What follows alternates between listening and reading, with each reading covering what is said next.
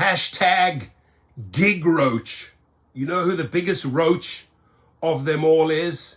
Here he is. This half bald headed dude here called Dara. He eats the last crumbs, every little piece off your plate. Doesn't matter how it tastes, how old it is. The roach will take everything. Here, this roach yesterday was exposed big time on Forbes. That article is going crazy. It's everywhere on social media. Thank you for sharing it. It's everywhere, right? It's out there.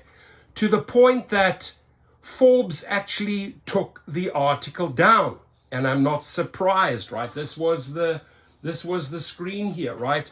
We can't find the page what you're looking for. But behind the scenes, apparently, the professor that wrote it, Len Sherman, stood by his article, stood by his data, and it's live again, right? That should show you. Now, I know how these dudes operate at Uber. Why? Because I have spoken to countless reporters and editors. The moment something comes out, like the Forbes article, that they don't like, right? They don't like the data. They don't like the investigation.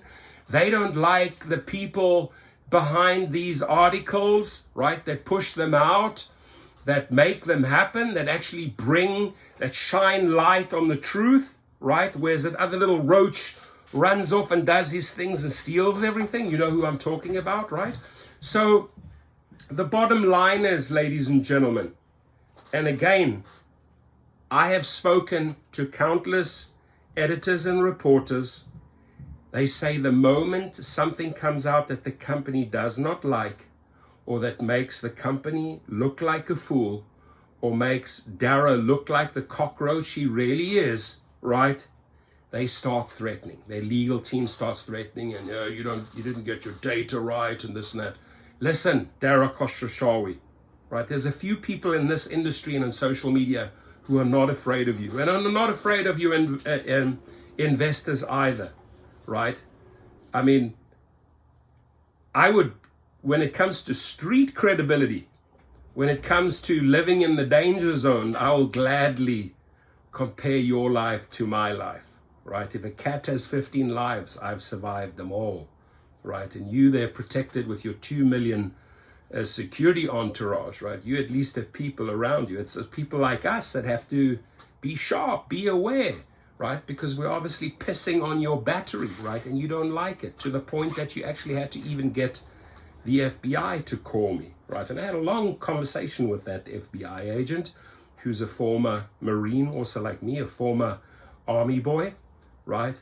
And I see eye to eye. And when I say straight up, those type of complaints, you trying to bully your way in, you trying to bully and manipulate the outcome. Anything you don't like, you get rid of, right? I know how these guys roll. I've dealt with them many a times in South Africa. So when it comes to the real danger zone, Mr. Dara Khosrowshahi, you haven't been there, right? I've been there many a times, and I'm not afraid. I'm really not afraid of these trashy executives and their styles and the investors behind them, right? We're always well prepared on this side, whatever comes our way. You cannot live your life in fear. You have to out these roaches, right? And you have to be a Professor Len Sherman that says, I stand behind my data. It will go live on Forbes. It will stay there. Now, here's the interesting thing. Because it's Uber's secretive nature, this is particularly disturbing in a couple of ways, right? The way they like to control the data. And Dara Khosrowshahi knows exactly what I'm talking about, right? You got to really go back and get into his shoes, which I know I can, right? I know where he comes from. I know how he grew up. It's almost identical to what I went through. And then you have everything taken away from you, right? And I think, and I speak carefully, that our backgrounds, our family backgrounds are fairly similar. You build up an empire, and the state and the country, for example, in South Africa, the ANC just marched in and took 4,000 vending machines from me, right? But we knew how to get our money back. And sometimes you got to resort to some really hard tactics in South Africa. You got to hire the right guys. You get your cash back, right? So I didn't come out losing in South Africa, but his family fled with nothing. He headed off to the United States and started again. I understand that feeling. I come from the same background, right? But the difference between us, Dara Koshashawi, is you are not able to tell the truth, right? You are pretending to be Mr. Nice Guy, and meanwhile you're fucking over millions and millions of people out there that rely on the food on the plate. But the roach himself, Mr. Dara Koshashawi, comes around and steals those last crumbs off your plate. And I will promise my audience, I'll promise anybody out there, we will keep on exposing this company. We will keep on unraveling and find out who they're working with on the top to get their way. There's a great article at 3 o'clock today. Watch it. She wrote a book against Uber. Katie Wells, she's going to be on Show Me the Money Club at 3 p.m. Don't miss it, ladies and gentlemen. It's people like this that eventually just keep on shining the lights like I am. We shine the light on the roach, and eventually we expose them, we undress them, right? I can tell you something that I definitely do not have that type of money that Dara Koshashawi has. I'm very well off, but I'm nowhere near, not even a fraction of what he has. But I would hate to be in his shoes. I would hate to walk around always having to watch my fucking back because I have to hire a $2 million security entourage. That is not a lifestyle, ladies and gentlemen. And how do you get there? Why do you have to pay $2 million to security guards? It's because you're going around walking over people. You're fucking over people. You're hurting people. You're abusing people, right? That is why this guy is protecting his ass. For no other reason. And it does not come to me as any surprise that they get their attorneys involved and are fighting articles like that. But the good news is Professor Len Sherman stands by his article, and it's back up again, right? I think they tried very, very hard to squash that one because it pierces his ego. It pierces everything he says he is, but he ain't, right? Comes out with these bold statements, but meanwhile, behind the scenes, he's just moving in fuzzy math, screwing over drivers constantly. Now, let's take Los Angeles, ladies and gentlemen, right? Uber US drivers' pay rates, and this is really the same graph for any city. Back in 2014, the mileage rate was $1.40. The per minute rate was 35 cents. In 2015, it dropped by 15 cents to $1.25. And the per minute rate was, gosh, it's hard to see there, but it's pretty much half of what 2014 was. But let's go to fast forward to 2018, it went down to $1.06 per mile. 2019, it went down to 18 cents per mile, right? Just a 57% drop right there, 57% between the top and the bottom. And in 2022, it's down to 60 cents a mile and 21 cents per minute, right? So you see what the graph doesn't lie. The graph doesn't lie. The data doesn't lie. It was received from Ipidata. I think it's called, what are they called? Ipidata? I believe that's what the company is called, Ipidata. That's what they're called, right? And they analyzed what's the rider paying. And then, thank God, we had a company like Gridwise that said, what is the driver receiving, right? And when you take millions and millions of trips from Ipidata, from Gridwise, the numbers don't lie. But for Uber then to come along, and say, your data is off. Well, if it is off, Dara Koshashawi, show us your data, because that's really your secretive nature. And that is really what's disturbing. You are not willing to show your data. You are very quickly to point fingers at reporters, at people, Professor Len Sherman, and say, you are wrong. This needs to come down. But you are too damn scared. You're too damn afraid, right? And he knows what I'm talking about because I'm speaking the truth here. Dara Khosrowshahi is too afraid to show us his data, ladies and gentlemen. He is too afraid to actually reveal the true numbers because we have them. We have to get creative, unfortunately. We have to draw them from different resources, but we're not stupid. We put the data together. We create our graphs and we say, this is it. And if it's otherwise, prove otherwise. So, the three disturbing factors here is, and I'm going to read this out. I'm going to use Professor Sherman's words. Uber serves as a pivotal role in providing mobility for well over 100 million consumers worldwide, right? Other entities in a similar role, public transportation systems and airlines, for example, routinely provide detailed data. Actually, the airlines in that to provide detailed data on fare levels, employee pay, on-time performance, and other performance metrics that are in the public's interest to know, right? They said, well, here's our data, we have nothing to hide. Public wants to know it, but the public also wants to know, I want to know, many other channels want to know, many drivers, many food delivery drivers want to know, what are you doing with your data? What is your data about? Why are you pointing fingers and saying, hey, this graph is wrong, when you're too damn afraid? You're a coward. That's who you are, Dara Khosrowshahi. Deep down, you know it. You're a coward. On the outside, all macho and tough, pretending to the big guy, to the investor world. But deep down, you're a very weak individual. You're a coward because you're too afraid to show what you are doing behind the scenes and how you pump up and how you juice up the numbers, right, for the public or for your investors.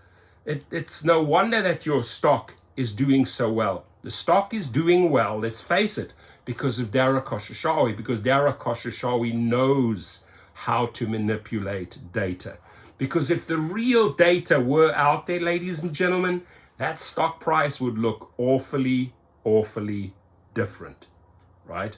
So this is why the investors think he's a god, right? And I think he himself in front of the mirror probably thinks he's a god, but to the outside world, to reality, right, to the universe, you're a fucking arsehole. That's who you are. So number two, given millions of independent contractors in its US workforce, Uber's business practices establish an important precedent for labor policy more broadly in the United States. Uber has always devoted considerable resources to lobbying state and city governments. And just watch the video 3 o'clock today on Show Me the Money Club, because it's really going to shine light on this particular subject, right? Often threatening to suspend operations in cities, considering pay minimums or enhanced worker protections, right? Threatening these individuals in cities, threatening editors, threatening me as a YouTuber by having someone reach out to the FBI, right? And the gentleman didn't threaten me as per se, like physically, right? But he said, look, we're watching you, and I'm fine if you're watching me, right? My intention is not to walk into the headquarters and do something stupid, right? I'm not that guy that goes postal. I don't have to, right? I'm successful enough in my own right. I have an amazing family. I would never compromise it, right? And these are the discussions I can have with these individuals. I don't have to do anything stupid, and I will not do anything stupid. But you keep on pissing off people, millions and millions of people. You keep on stealing their food, right? You keep on reducing their rates. You keep on squeezing them like a lemon. You keep on treating them like trash. And you steal every little crumb off their plate. Eventually the people get angry, right? And that's all I'm going to say out there. There are a lot of fucking angry drivers and food delivery drivers because of the way Dara Khosrowshahi treats them, right? So Uber has always devoted considerable resources to lobbying state and city governments, often threatening to suspend operations in cities, considering pay minimums or enhanced worker protections, but rarely supports its claims. Here it is. But rarely supports its claims with relevant data from its own sources. Right? Let me repeat this for everyone, including Dara, because this is who you are, right? You rarely support your claims with relevant data from your own sources, because you know that the information you work with, the data, the algorithms you have, you cannot afford that information to come out into the light. You cannot afford to have a hacker expose that type of information. And there's a story with Kalanick. They quickly paid the hacker $100,000. Go.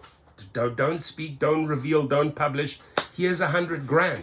Right? It's very, very embarrassing what they are sitting on. It is extremely embarrassing if the public knew what these executives and engineers and groups and teams are doing behind the scenes for their investors.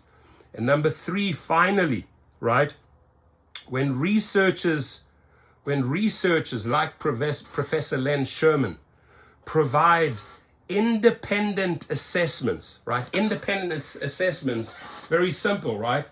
How do I get to this graph?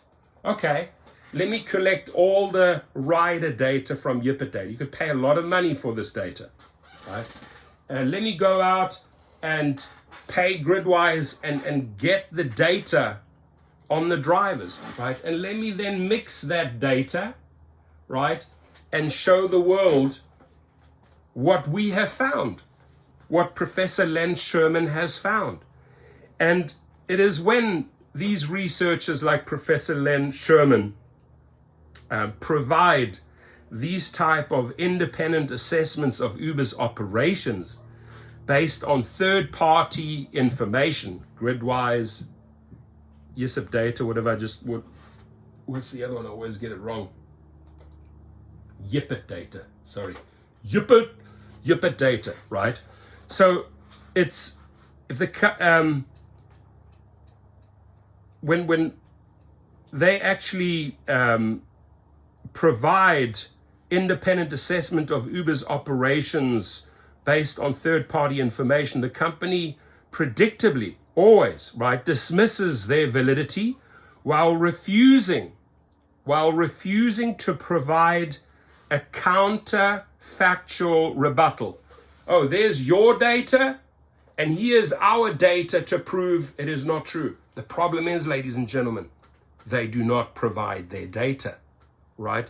They do not provide a counterfactual rebuttal to this data that we have accumulated and put together in form of graphs, numbers, years, amounts, minutes, right? And they say, well, they dismiss it, right? The predictability, you know what? We absolutely dismiss that validity. But you are not able to show any counter data, because it would be extremely, extremely embarrassing to you. And Dara knows exactly what I'm talking about, right? So, and this type of rebuttal that they should offer, it's their proprietary data. We're not going to give this up. We're not going to show anyone. We're not going to prove that what you say is wrong, because you're too afraid. You're too embarrassed to show your data. That's a fact. Right, so again, Professor Len Sherman, what you did here, there's a few pieces and a few pieces of research over the years to me that stand out. The work that this man has done and will put his name behind, right? Because, you know, there is freedom of speech. He can say what he wants if he backs it up with his, analysis, with his data drawn from real sources. He stands by it. and he should stand by it, and he stands behind the drivers. He stands behind those 5 million drivers and says, here's really what's going on, right? And the headline, sadly, and thank God they did not manage to squash this, because millions of other people are going to still read this. It's that Uber's CEO, Dara is hiding driver pay cuts to boost its own profits. That video I made already yesterday almost has 7,000 views. Wait till Sergio with the 170,000 subscribers makes that video. I'm telling you what, it's going to get 40, 50, 60, 70,000 views just on their channel. But here's what people don't understand. I may only get 6,000, 7,000 views. Sergio might get 50 to 100,000 views. It's the views on Facebook. It's the views on Twitter. The millions and millions of people that see it on Twitter, on Facebook, and other sources that we don't even count in here. So our power, there's some YouTubers say, oh, those videos of 5,000 are irrelevant. They have no power. I'm not even going to mention them because it's just a complete joke watching that specific channel. But ladies and gentlemen, when you have 5 or 50 or 100,000 videos, what these people don't know is how many times was it shared, that video, right? That 5,000 video, that 50, how many times was it shared? How many views did it accumulate on Facebook, on Instagram, on TikTok, on Twitter? Millions upon millions upon millions will get to read this. And this is what people like this man are afraid of, right? Because when you start shining the light on a roach, what does a roach do? Runs away, it skedaddles away, right? Only comes out at night and steals and steals and steals, tries to hide away so you don't see it, right? So what social media really does is it shines a light on these type of roaches. And it's the Dara roaches, the David Risher roaches, and the Tony Zhu roaches of this world that in the dark with their little teams in little dark rooms decides how they want to fuck millions of people over. But the good thing is the movement has begun. Unions and associations are starting to form. Legislators are being approached. Laws are being rewritten.